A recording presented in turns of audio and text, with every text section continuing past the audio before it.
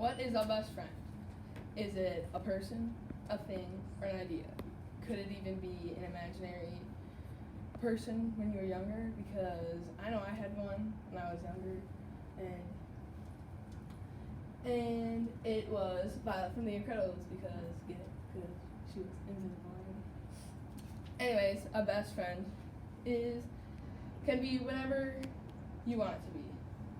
I bet you're wondering right now, Hannah, what are you talking about? Let me ask you one question. Have you ever heard of the phrase, a man's best friend? I'm pretty sure, I know most of you have, but whenever I hear the statement, I can only think of one thing.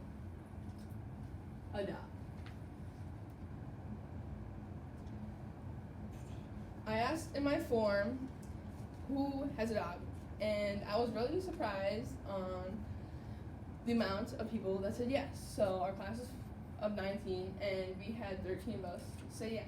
So I was very surprised.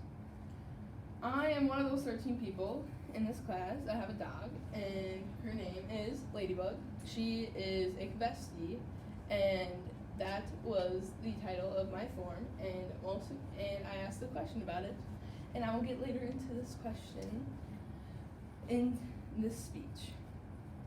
Through a lot of research, I have created a speech that will allow you to know more about dogs and to see that they are a human's best friend and they can impact everyone on the daily life, and small dogs are becoming popular, including a Kavesti. So let's go on just to the basics about dogs. Lindsay Merkel wrote about how there are over 1,000 dog breeds in the world. I know that was very surprising when I read it, so I mean, it's just crazy how there are 1,000 dog breeds in the world. So, getting on to my dog. Many of you were very confused on when I asked the question, have you heard of a Kavesti before? As I only saw that 4 people in the class actually knew what it was. So, a Kavesti is a mixed dog between a King Charles Spaniel and a Westie Highlander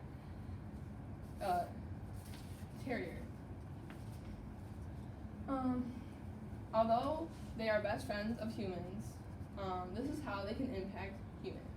Emily Wang explains that there are 17 ways that dogs can improve the quality of your life. She talks about making you much happier during the day.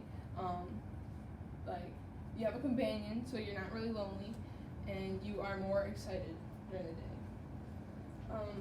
Maria Ullman talks about how service dogs they are great impacts. So in her book, she was talking about this story, how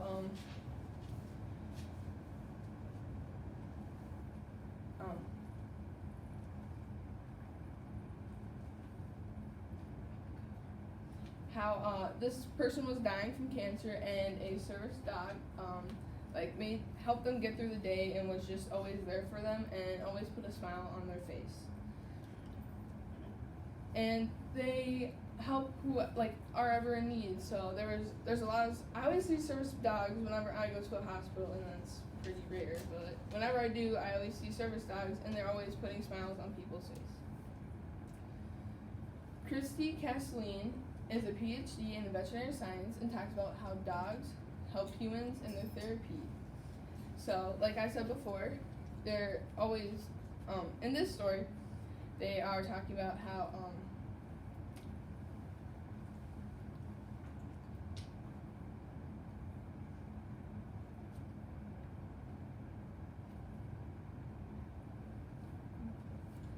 they're talking about how,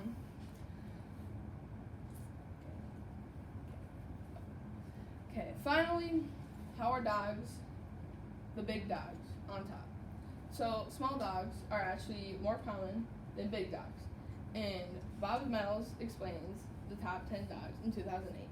Actually, it is a Labrador Retriever, but now it is Terriers and Shih Tzus, and that's actually a mixture.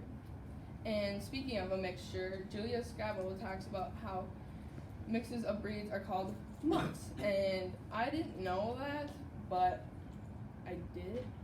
I did know that, but I guess it just like put a different meaning on it, in my opinion.